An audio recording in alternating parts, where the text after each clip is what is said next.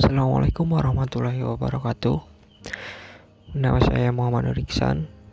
Saya di sini akan menjelaskan mengenai konsumsi dalam Islam. Prinsip konsumsi dalam Islam. Anugerah Allah Subhanahu wa taala adalah milik dari semua manusia. Suasana yang menyebabkan sebagian di antara anugerah itu berada di tangan orang-orang tertentu. Namun itu tidak berarti bahwa mereka dapat memanfaatkan anugerah-anugerah itu untuk mereka sendiri. Orang lain masih berhak atas anugerah-anugerah tersebut walaupun mereka tidak memperolehnya. Dalam ekonomi Islam sendiri, konsumsi dikendalikan oleh 5 prinsip dasar, yaitu yang pertama, prinsip keadilan. Prinsip ini mengandung arti ganda yang penting mengenai mencari rezeki secara halal dan tidak dilarang hukum. Dalam soal makanan dan minuman, yang terlarang adalah darah, daging binatang yang telah mati, daging babi, dan daging binatang yang ketika disembelih diserukan nama selain Allah. Prinsip kedua, prinsip kebersihan. Prinsip ini sangatlah berkaitan dengan makanan dan minuman. Prinsip ini tercantum dalam kitab suci Al-Quran maupun sunnah, terutama tentang makanan. Makanan haruslah baik atau cocok untuk dimakan, tidak kotor ataupun menjijikan. Karena itu tidak semua yang diperkenankan boleh dimakan dan diminum dalam semua keadaan. Yang ketiga adalah prinsip kesederhanaan. Prinsip ini mengatur perilaku manusia mengenai makanan dan minuman adalah supaya kita tidak berlebih-lebihan, yang berarti janganlah kita makan atau minum secara berlebihan. Makanlah dan minumlah sesuai dengan kebutuhan kita.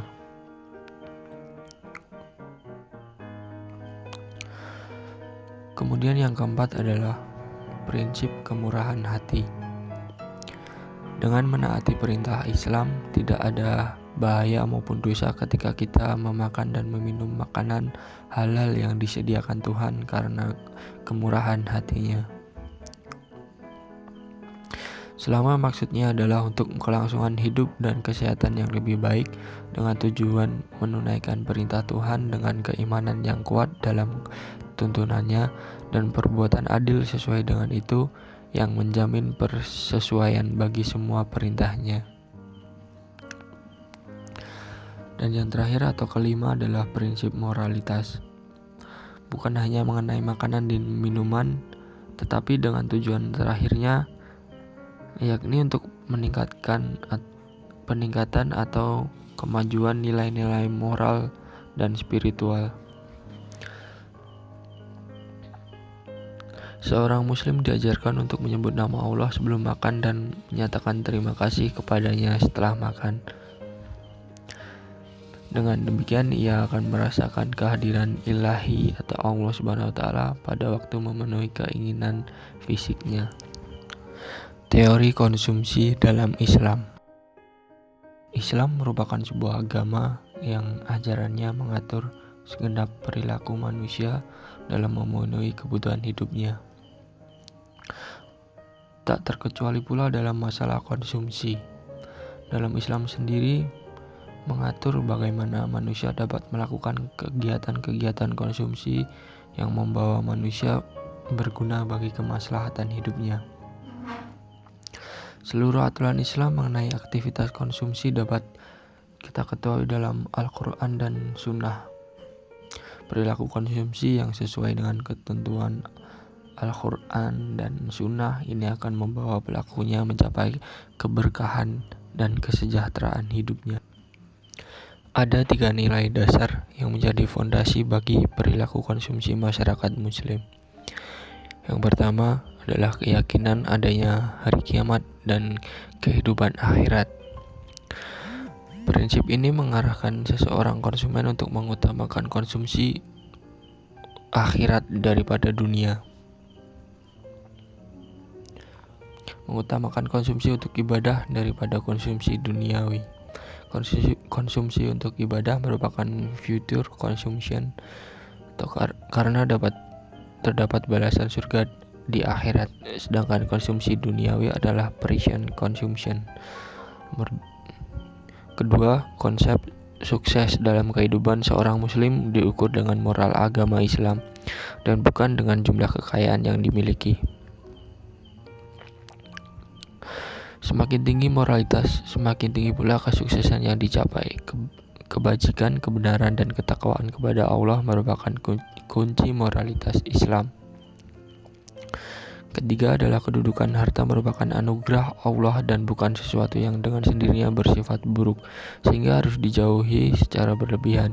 Harta merupakan alat untuk mencapai tujuan hidup jika diusahakan dan dimanfaatkan dengan benar.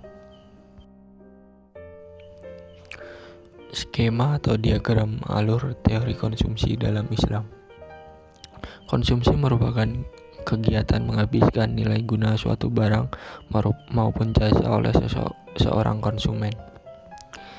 Jika dalam ekonomi konvensional, ilmu pengetahuan selalu terpisah dengan agama sehingga tidak dapat ditemukan nilai ibadah dalam setiap konsumsinya, maka hal tersebut tidak berlaku dengan konsumsi dalam Islam. Setiap kegiatan yang dilakukan haruslah didasarkan dengan niat ibadah dan ibadah tersebut diimplementasikan dalam realitasnya. Dalam konsumsi misalnya, kita dapat menemukan nilai ibadah dengan adanya zakat yang diwajibkan hukumnya, kemudian infak dan sedekah yang sangat diutamakan, sehingga konsumsi akan menjadi lebih lengkap ketika kita dapat berbagi dengan saudara kita yang lain yang memang tidak mampu untuk memenuhi kebutuhannya. Begitu juga ketika kita akan mengkonsumsi makanan, kita disunahkan untuk membaca doa sebelum makan dan doa sudah makan sebagai ucapan terima kasih kepada Allah Subhanahu wa taala, sehingga kita selalu merasa bahwa Allah Subhanahu wa taala selalu ada dalam setiap helaan nafas kita. Untuk lebih jelasnya bisa dilihat dalam diagram di samping itu yang telah saya sediakan.